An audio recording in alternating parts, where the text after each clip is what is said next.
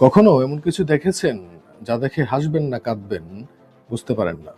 কখনো ভেবেছেন যদি ইতিহাসের পাতা উল্টো করে পড়া শুরু হয় তাহলে কি হবে? সাধারণত আমরা দেখি যারা অন্যায় করে তাদের বিচার হয়, অপরাধীদের সাজা হয়, কিন্তু কখনো কখনো অনেক আজব ঘটনাও ঘটে।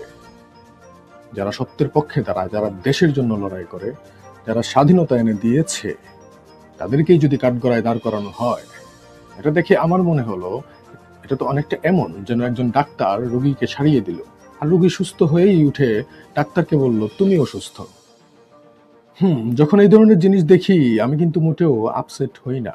জানেন কেন? কারণ সত্য তো আর চাপা থাকে না, সত্য সত্যই। আজ না হয় কাল সত্য কিন্তু বের হবেই। আজকে যা হচ্ছে পুরো দুনিয়া দেখছে, সবাই বুঝে যাচ্ছে আসলে কি চলছে এখানে। আর যখন সবাই বুঝে যায় তখন আর কিছু লুকানোর থাকে না। ইতিহাস একটা মজার জিনিস, সময় সবকিছু ঠিক জায়গায় নিয়ে যায়, সত্য তার জায়গায় ফিরে আসবেই, আসে, ন্যায় তার জায়গায় প্রতিষ্ঠিত হয়।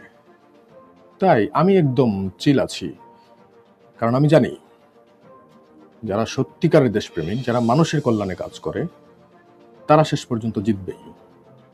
এটা জাস্ট সময়ের ব্যাপার। সো টেনশন নেবেন না, চা খান, কফি খান, বই পড়ুন, কারণ যা সত্য তাই টিকে থাকে, বাকিটা জাস্ট টেম্পোরারি নয়েজ। সাবস্ক্রাইব করে পাশে থাকুন। ধন্যবাদ সবাইকে।